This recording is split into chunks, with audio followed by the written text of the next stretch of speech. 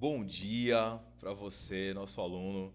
Tá aqui, bem-vindo à nossa aula, nossa primeira aula sobre a civilização egípcia, tá certo? A gente vai começar a trabalhar esse conteúdo aqui na nossa aula de hoje. Sejam todos muito bem-vindos, sejam todos muito bem-vindas e vamos começar a trabalhar com essa temática arretada, tá bom? Olha só, a gente tem aí no slide, eu quero que vocês acompanhem com a gente, por favor, as margens do rio Nilo, o Egito. Esse é o nosso primeiro tema. A gente vai começar aqui a falar sobre as questões geográficas, né, sobre o surgimento aí da civilização egípcia. O Egito, ele está localizado no nordeste da África, pessoal. Sim, o Egito é africano. Então a gente recebe uma enxurrada de mídias, né, de produções cinematográficas, embranquecendo a história do Egito Antigo. Mas a história do Egito Antigo é uma história negra, é uma história cuja base é uma base africana, tá bom? Então é muito comum a gente visualizar filmes, não é isso? Visualizar imagens que retratam aquele período, né? Essas imagens produzidas durante da era moderna em diante, tentando sempre pautar um embranquecimento do Egito. Mas a história do Egito é uma história negra, tá certo? Inclusive é muito comum você encontrar dentro de alguns manuais de história, dentro de alguns livros de história, quando se fala em história de África, começa a falar de Egito Antigo, Reino Kush e demais reinos da antiguidade e reinos medievais, tá bom? Então vamos começar essa aula da gente desconstruindo uma ideia que você pode ter de um Egito embranquecido, ok? Olha lá, a maior parte do que a gente entende como Egito Antigo está localizado no deserto da Líbia. Então, Felipe, como é que se desenvolveu uma civilização do tamanho da civilização egípcia dentro de uma região que a maior parte é desértica? Pois maior parte, como eu acabei de falar, do Egito está localizado geograficamente dentro de um espaço de região desértica, consequentemente um clima árido ali. Mas essa região do Egito Antigo, onde o Egito se desenvolveu, é chamada de região do Crescente Fértil. Então é uma região que ela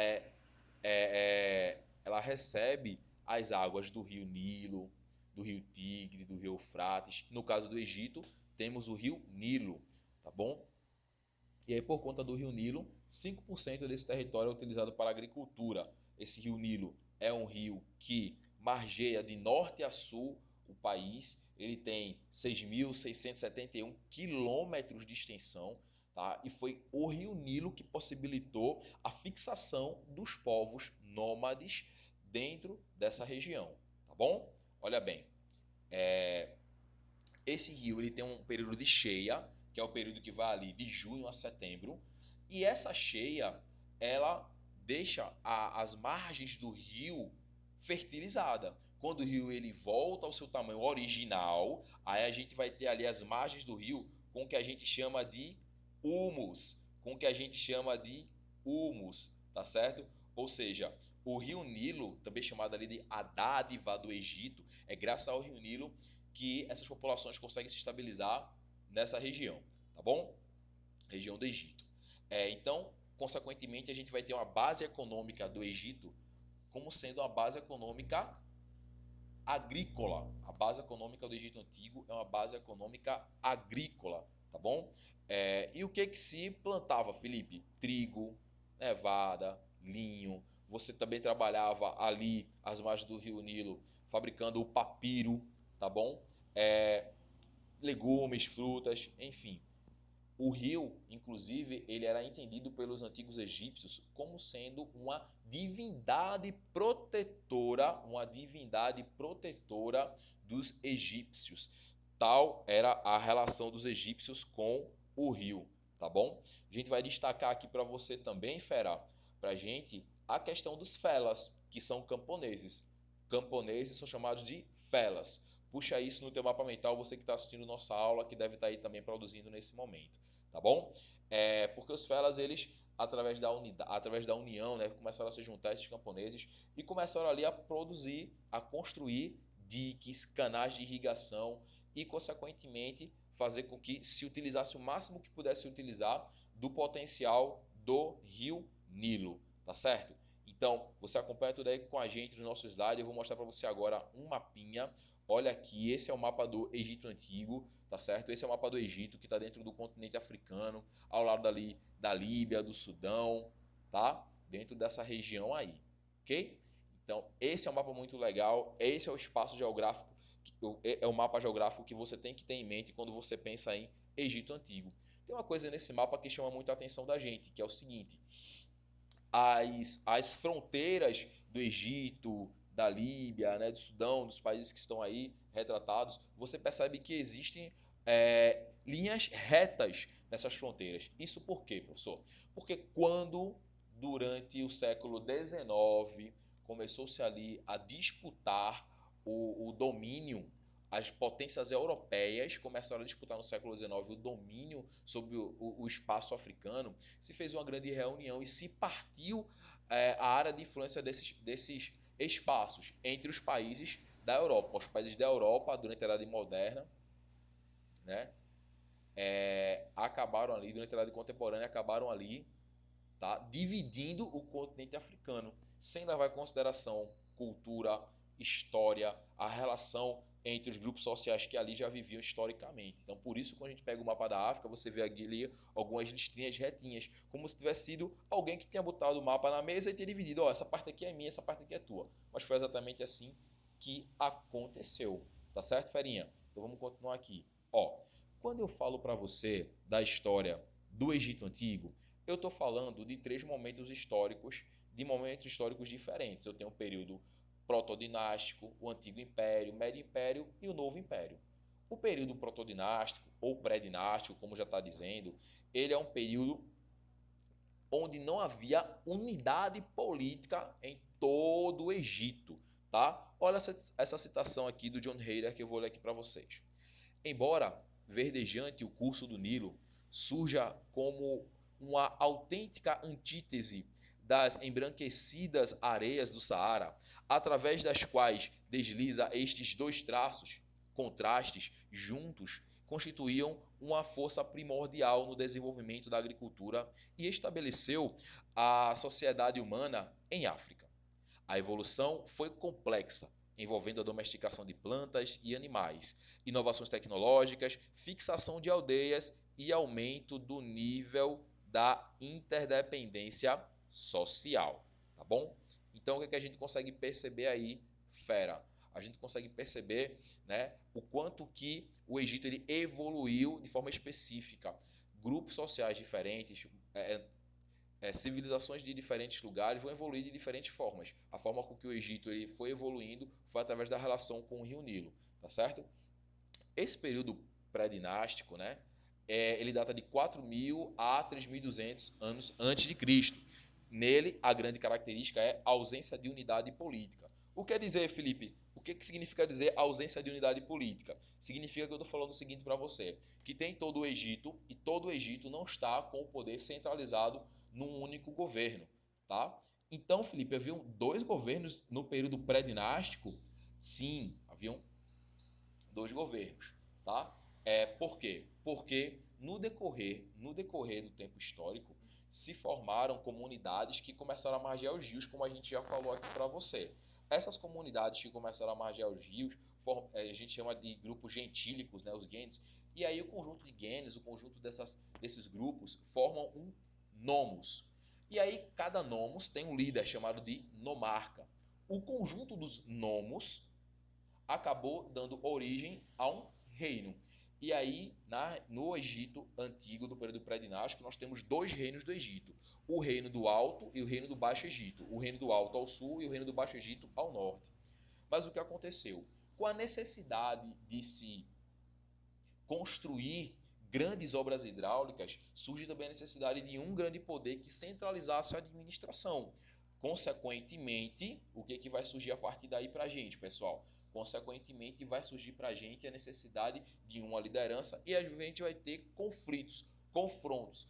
E é o faraó Menes que vai conseguir unificar pela primeira vez o Egito Antigo, sendo ali o primeiro grande faraó do Egito unificado. É muito comum, a gente vai ter aqui, inclusive, eu já vou passar uma imagem para você, do simbolismo da coroa do faraó quando o Egito está unificado, tá certo? O faraó, ele vai ter ali os poderes de tribunal, um poder concentrado da administração, os tribunais de justiça estão à sua disposição, à sua vontade. Ele é também o líder religioso, ele é também o líder do exército e ele tem o poder de intervir na economia como ele bem entender e como ele bem achar melhor, tá bom? Outra coisa que é legal aqui, tudo isso que eu falei agora para você, de que houve essa necessidade de unificar o Egito, a gente chama isso de hipótese causal hidráulica. A hipótese histórica que se explica a necessidade de unificação do Egito Antigo é chamada de hipótese causal hidráulica, fera, tá bom? Olha só, vale lembrar também para você que esse conteúdo, de forma muito especial, ele é um conteúdo que ele também tá, tô com agonia com meu óculos aqui, ele é um conteúdo que ele também está sendo utilizado ali na prova do SSA1 da UPE, a prova do SSA1 da UPE, tá certo? Então a gente vai ter ali essa citação que eu vou trazer para você, que é a citação do professor Cláudio Vicentino, quando ele vai dizer o seguinte: a civilização egípcia contava com um estado despótico que controlava a estrutura socioeconômica e administrativa. Graças às instituições burocráticas, militares, culturais e religiosas que controlavam e subordinavam toda a população, tá bom? Então, entende aí, fera, por favor. A gente está falando que está se formando ali um grande poder centralizador, tá certo? A gente vai continuar nossa aula. Eu quero mostrar para você aqui uma imagem, duas imagens que são bem legais, duas imagens que mostram aí esse faraó, né? Esse faraó que ele vai estar com esse poder unificado. E eu quero que você preste atenção na imagem da direita para essa coroa que está sendo mostrada para você, essa coroa vermelha e branca, tá bom? Porque eu quero que você preste atenção nessa coroa vermelha e branca, porque vai ter uma curiosidade para você aqui sobre ela, tá? Que eu vou passar para você agora. Olha que legal.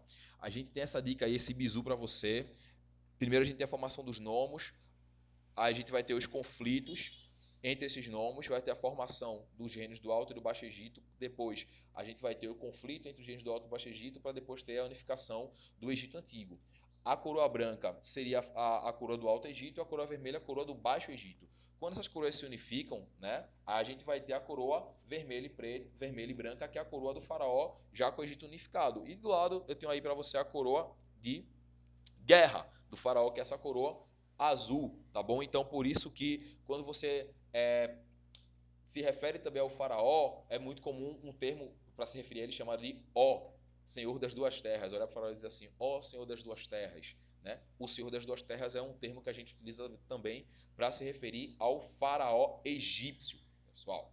Tá bom? Olha só. Então, a gente já viu ali o período pré-dinástico, vamos ver agora aqui o período do Antigo Império, que é de 3.200 a mais ou menos 2181 a.C., também chamado de período Menfita, porque nesse momento a capital do império é em Mênfis. E a gente vai ter aí a centralização do poder já, né?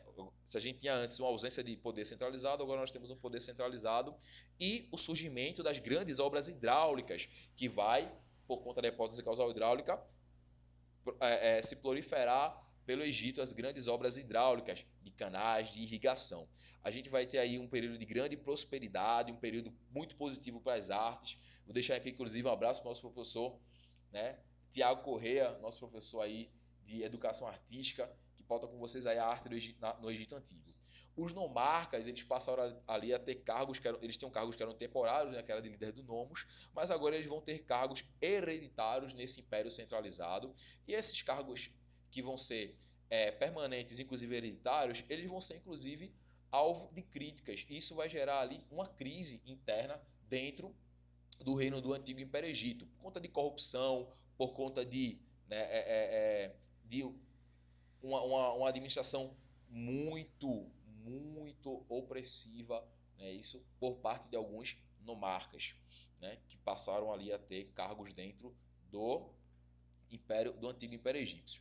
Então, essa crise vai gerar uma ausência de segurança que vai se refletir justamente nas invasões estrangeiras que vão acontecer no fim do Império Egípcio. Eu quero destacar para você aí, ainda falando sobre o Antigo Império Egípcio, que durante o Antigo Império Egípcio a gente teve a construção das grandes pirâmides de Khafre, Kelpis e de Miquerinos. Quéops, Quéfren e Miquerinos foram três grandes faraós desse período histórico do Antigo Império. Essas pirâmides, elas ficam localizadas no Planalto de Gizé, tá certo? E é uma das grandes maravilhas antigas do mundo, tá certo? O que a gente tem de legal para falar aqui para você sobre essas pirâmides? As pirâmides chamadas de pirâmides mais importantes. Essas pirâmides sobre a de Kelps, né? A de Kelps que é conhecida também como a pirâmide, especificamente conhecida como a pirâmide de Gizé. Eu vou passar até para você aqui um, um, um slide para a gente falar aqui dentro do Antigo Império, para eu poder falar aqui sobre as pirâmides, tá bom? A gente vai ter aqui a pirâmide de Kelps, que é conhecida como a Grande Pirâmide de Gizé. Kelps, que é a maior pirâmide, que além de ser considerada a mais importante, ela possui uma altura de 140 metros de altura, pessoal. 230 metros só na base. Então você imagina construir isso. Estou falando de 3.000 anos antes de Cristo. Entre 2 e 3 mil anos antes de Cristo. A pirâmide de Khafre, que é a segunda maior, tá? Atualmente ela é a única das pirâmides que ainda conserva uma pequena parte do seu antigo revestimento. E a pirâmide de Miquerinos, que é a menorzinha, tá? E que ela tem 66 metros de altura. Quem sabe você não faz ali depois um tour, não é isso? A gente tem aí, vou deixar para você um link bem legal de um tour, de um museu, para a gente poder visualizar algumas imagens ali das pirâmides do Egito.